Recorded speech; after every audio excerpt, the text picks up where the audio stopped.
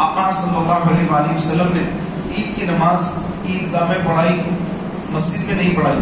لیکن اب مسلمانوں کی حالت یہ ہے کہ اتنی زیادہ آبادی ہے مسلمانوں کی کہ عیدگاہیں بس نہیں ہوتی ہیں، عیدگاہ فل ہو جاتی ہے.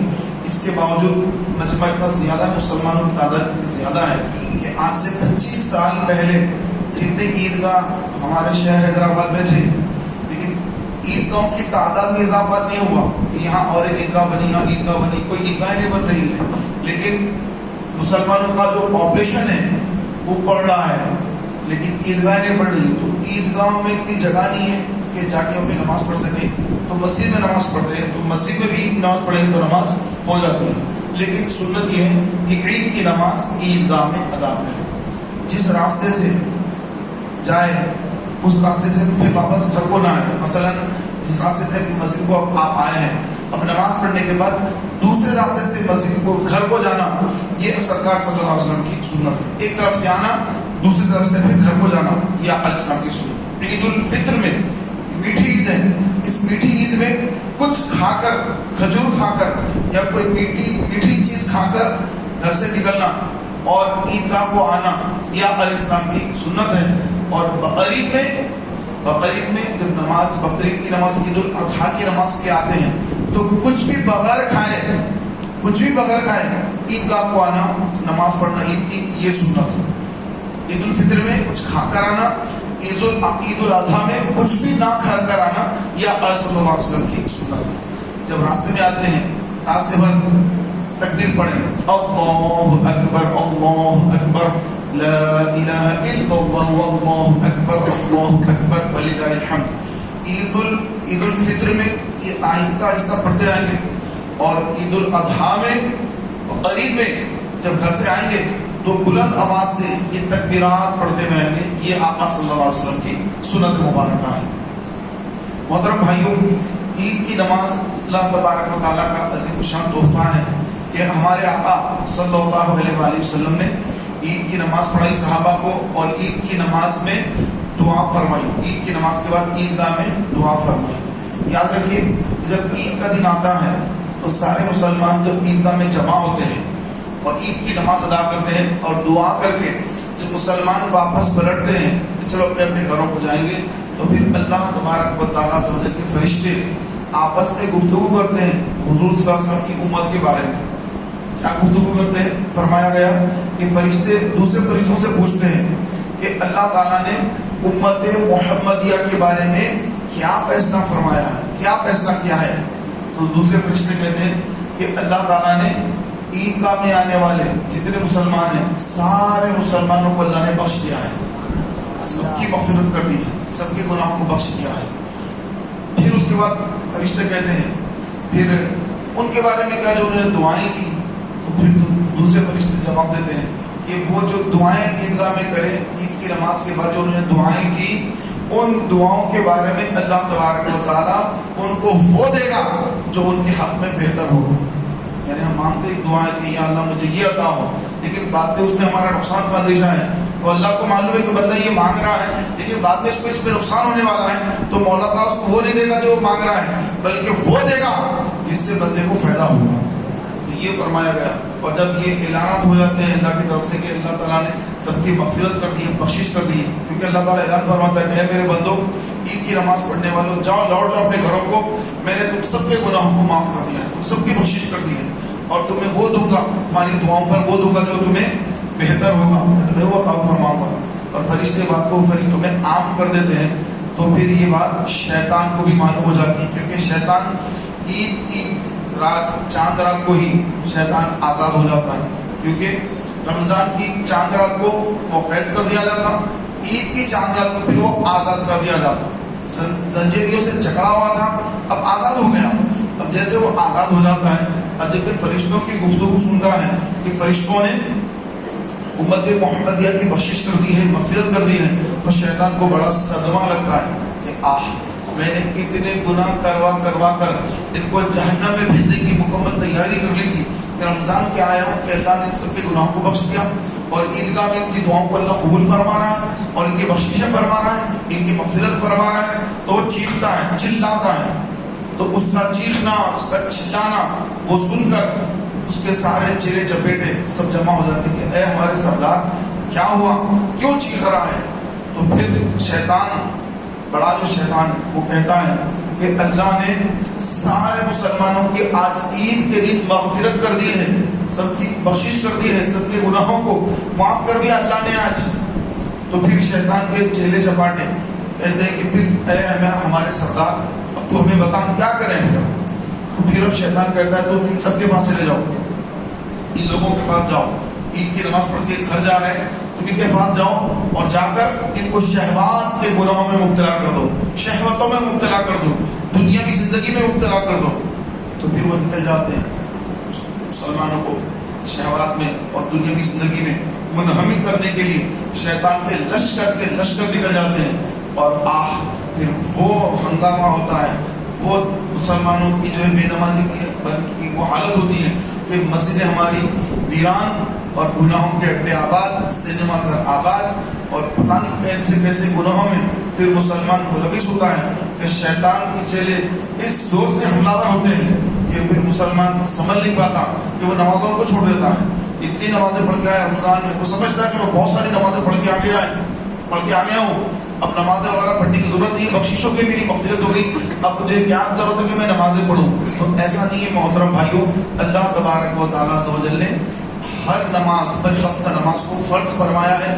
ایک بھی نماز اگر بندہ ادا نہ کرے تو اس کی سخت بازپرس ہوگی، حج کرنے کے بعد بھی نمازوں کو اللہ تبارک و تعالیٰ معاف نہیں فرمائے گا۔ لہٰذا ہر مسلمان کو نماز کی پابندی یہ فرض ہے، جماعت کے ساتھ نماز پڑھنا یہ واجب ہے۔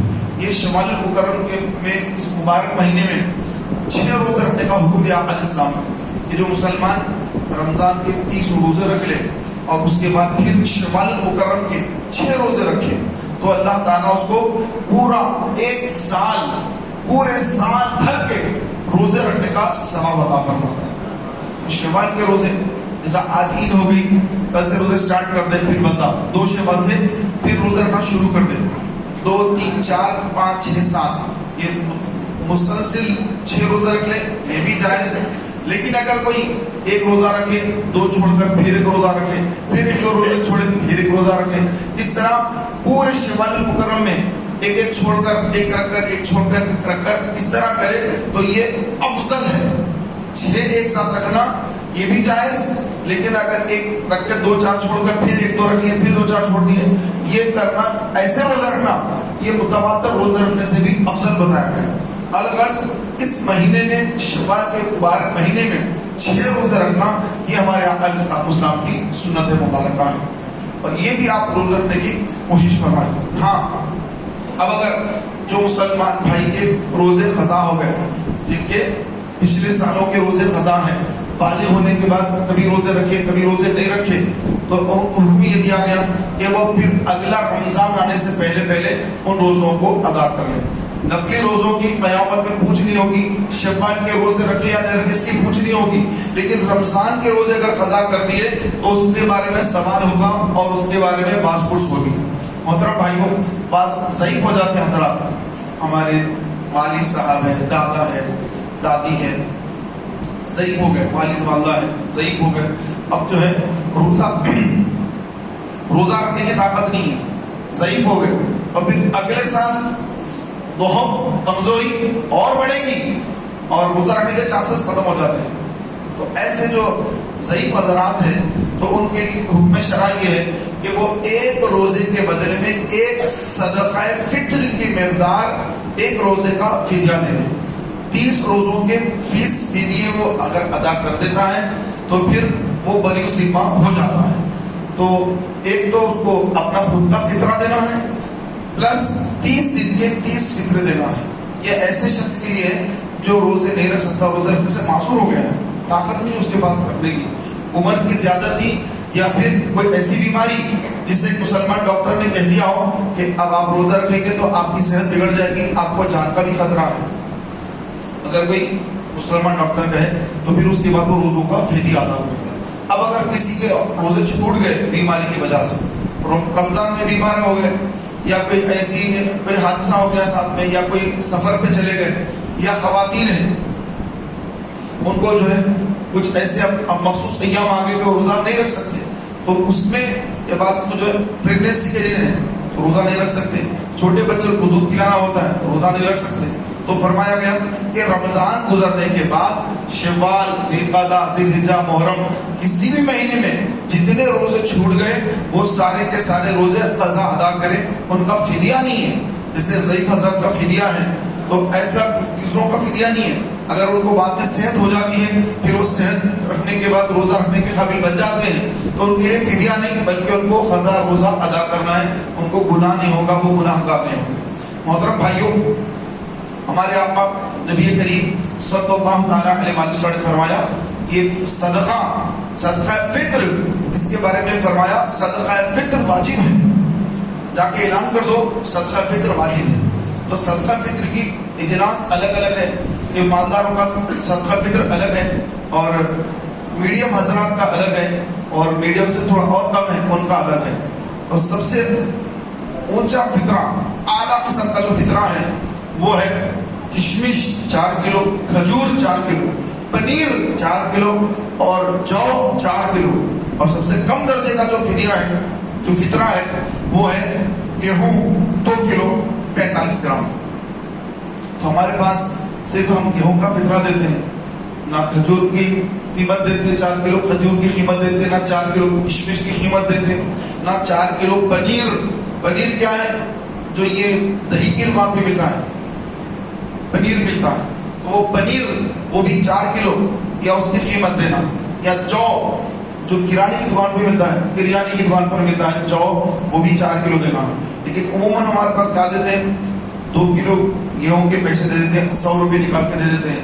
جبکہ یہ 100 روپے ایک عام غریب مسلمان جو ہے وہ فطر ادا کرے، لیکن جس کو اللہ نے نوازا مالدار بنایا تو پھر وہ 2 کلو گیہوں نہ دے بلکہ وہ 4 کلو کشمش دے یا 4 کلو کھجور دے یا 4 کلو پنیر یا 4 کلو جو کی قیمت دے. یہ اس کے لیے صحیح ہے. لیکن لوگ جو ہے صرف گیہوں پہ نکالتے ہیں، یہ طریقہ انتہائی غلط ہے. اور اس کا صحیح طریقہ کون سا ہے؟ وقت کون سا ہے نکالنے کا؟ فرمایا گیا، آقا علیہ السلام نے فرمایا عید کی نماز ادا کرنے سے پہلے فطرہ ادا کر دو. عید کی نماز پڑھنا ہے، عید کی نماز سے پہلے فطرہ ادا کریں، اس کے بعد نماز پڑھیں. کیونکہ یہ فطرہ ہماری نمازوں، ہمارے روزوں کے اندر جو کمیاں ہو جاتی ہیں، کچھ لغویات زبان سے نکل جاتے ہیں، جانے انجانے کی باتیں زبان سے نکل جاتی ہیں جو روزے کی حالت میں نہیں بولنا چاہیے تھا ہم نے بول دیا. تو یہ فطرہ یہ ہمارے روزوں کی طہارت ہے.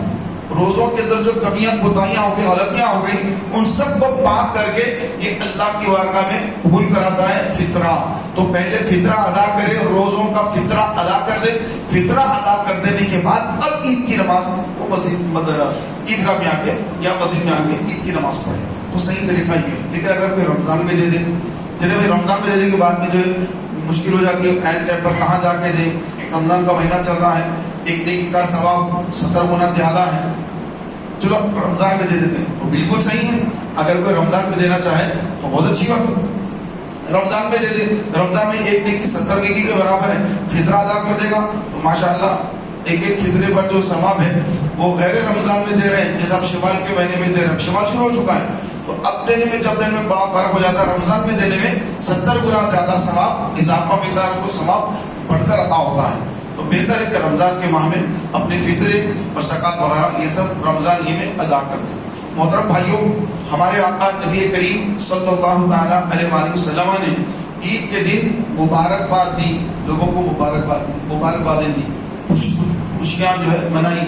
لیکن ہم آج جس دور میں گزر رہے ہیں کہ ہمارے اس دور میں فلسطین کے اوپر جو ظلم، زیادتی، بربریت اور جو کچھ وہاں پر ہو رہا ہے تو پوری دنیا کا مسلمان اس سے بے چین اور بے قرار ہے کہ کہ مسلمان کے ساتھ یہ کیا ہو رہا ہے اور ظلم ہو رہا ہے. وہاں پر بچے نہ ان کی سحریاں ہیں، نہ ان کی افطار ہے، نہ ان کے پاس گھر رہنے کو گھر ہے، نہ ان کے پاس کپڑے ہیں، ان کے پاس کچھ نہیں ہے. بس وہ اس حال میں بھی اللہ کے شکر گزار بندے بن کر جو ہے وہ رمضان انہوں نے گزارا. تو ہم بھی اپنی عید کو سادگی سے منائیں. عید کے اندر ان فلسطینی مسلمانوں کو یاد کریں، ان کے گھر جو شہید کر دیے گئے، ان کے بچے جو شہید کر دیے گئے. بعض تو پورے گھر شہید ہو گیا، بعض چھوٹے 1-2 بچے بچ گئے، پورا گھر شہید ہو گیا. بعض ایک والد بچ گئے ان کے بچے شہید ہو گئے، بچوں کی ماں شہید ہو گئے، سب شہید ہو گئے، کچھ بھی نہیں بچا، گھر ٹوٹ گیا پورا، کچھ بھی ان کے پاس کھانے کو نہیں ہے، ان کے پاس استعمال کے لیے کوئی کپڑا نہیں ہے. تو ان فلسطینی مسلمانوں کو یاد کر کے اپنی عید کو سادگی سے منائیں.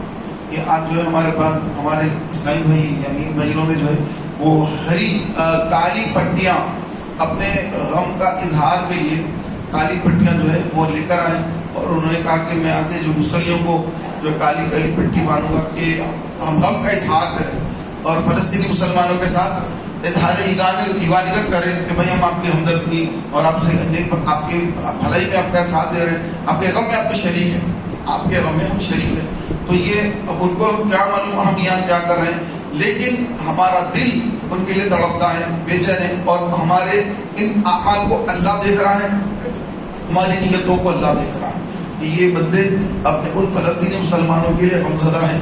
کر کچھ نہیں سکتے سوائے دعا کے، صرف ہمارے پاس دعا ہے، اور دعا یہ مومن کا ہتھیار ہے، دعا مومن کا ہتھیار. تو اپنے ہتھیار کو استعمال کرنا چاہیے مسلمانوں کو فلسطینی مسلمانوں کے دفاع کے لیے، اور وہ یہی ہے کہ ان کے لیے اللہ کے حضور گڑ گڑا کر صدق دل سے دعا کریں. ایک زبانی دعائیں تو لوگ کر دیتے ہیں، لیکن دل سے دعا، تڑپ کے دعا اور خلوص کے ساتھ کہ اللہ جیسا ہمارا کوئی خاص مسئلہ ہو، ہم خاص مسئلے میں پھنس جائیں اور نکلنے کے لیے گڑ گڑا کے جس طرح دعا کرتے ہیں، اس طرح کاش کہ فلسطین کے مسلمانوں کے لیے بھی گڑ گڑا کر دعا کریں، کیونکہ اللہ تبارک و تعالیٰ عز و جل ہماری دعاؤں کو بھی دیکھ رہا ہے کہ یہ بندہ کس انداز میں اور کس نیت سے دعا کر رہا ہے. تو الغرض ہم اپنی عید کو سادی بنائیں، اپنے بچوں کو بھی بتائیں کہ فلسطین کے اندر یہ ظلم ہو رہا ہے، یہ ستم ہو رہا ہے، تو زیادہ خوشیاں منانے کی کوئی ضرورت نہیں ہے کہ وہاں پہ اتنی تباہیاں بربادیاں ہو گئی ہیں، اور یہ فلسطین تک محدود نہیں ہے، اس کے پھر معاملے اور بڑھنے والے ہیں. ہمارا جو ملک ہے ہندوستان، اس کے اندر بھی بہت سارے حالات خراب ہو رہے ہیں. تو ہم اپنے اس ملک کو بھی حالات پر مد نظر رکھ کر اپنے اعمال کا محاسبہ کریں کہ رمضان میں جس طرح ہم نے زندگیاں گزاری، رمضان گزرنے کے بعد بھی مسجدوں کو ویران نہ چھوڑ دیں، مسجدوں کو آباد رکھیں. اللہ کے گھر آباد رہیں گے، ہمارے گھر بھی آباد رہیں گے. ہم نے اللہ کے گھر کو ویران کر دیا، پھر ہمارے گھروں کی بھی کوئی مددگار اور کوئی کا حفاظت کرنے والا نہیں ہوگا.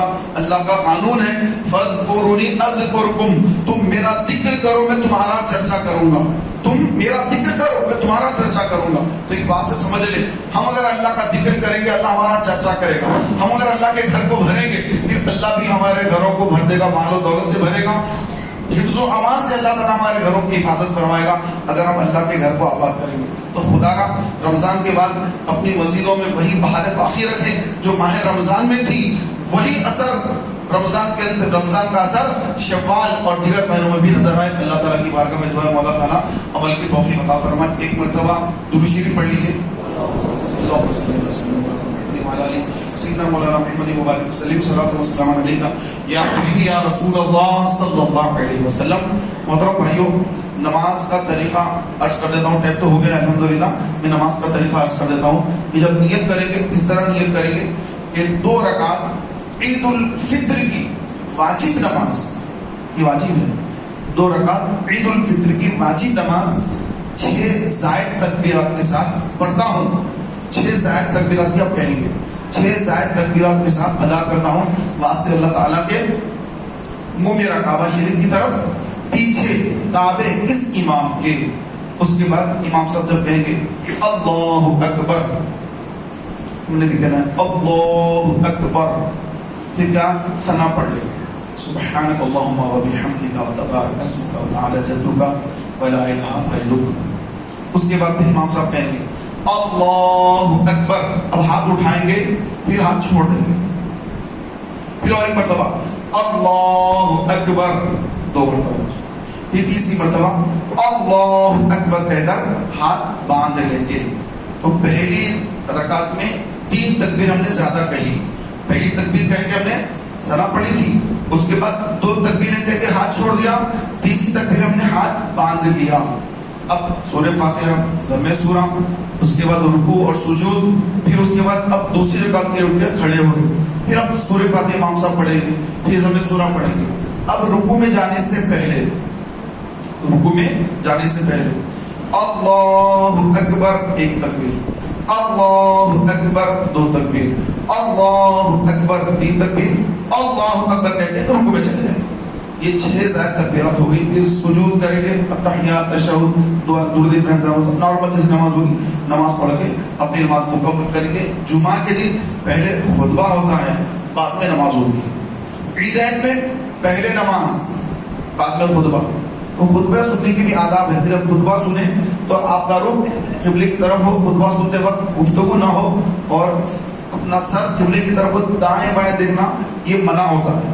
تو اس طرح خطبہ سنیں، اور خطبہ سننے کے بعد دعا ہوگی، اسلام مسلم ہوگا. اور عید کا تحفہ بھی جاتے جاتے لے جائیے کہ آقا علیہ السلام نے فرمایا کہ جو عید کے دن، رمضان یا بقرعید دونوں عیدوں میں عمل کر سکتے ہیں، عید کے دن جو بندہ 300 مرتبہ سبحان اللہ و بحمدہ، ایک مرتبہ آپ بھی پڑھ لیجیے، یہ تسبیح 300 مرتبہ اگر پڑھ لیتا ہے اور پڑھ کر فوت شدہ مسلمانوں کو ایصال ثواب کر دیتا ہے کہ یا اللہ جتنے مسلمان دنیا سے پردہ فرما چکے ہیں ان سب کو میں اس 300 مرتبہ تسبیح پڑھنے کا ثواب ایصال ثواب کر رہا ہوں. تو اللہ تبارک و تعالیٰ کا ایسا کرم ہوتا ہے کہ ہر مسلمان کی قبر میں اللہ تبارک و تعالیٰ 1000 انوار داخل کرتا ہے. اور جب یہ پڑھنے والا مرتا ہے تو اس کی قبر میں بھی اللہ تبارک و تعالیٰ 1000 انوار داخل فرماتا ہے. اللہ تعالیٰ کی بارگاہ میں دعا کہ مولا تعالیٰ ہمیں عمل کی توفیق عطا فرمائے. آمین بجاہ نبی صلی اللہ علیہ وسلم.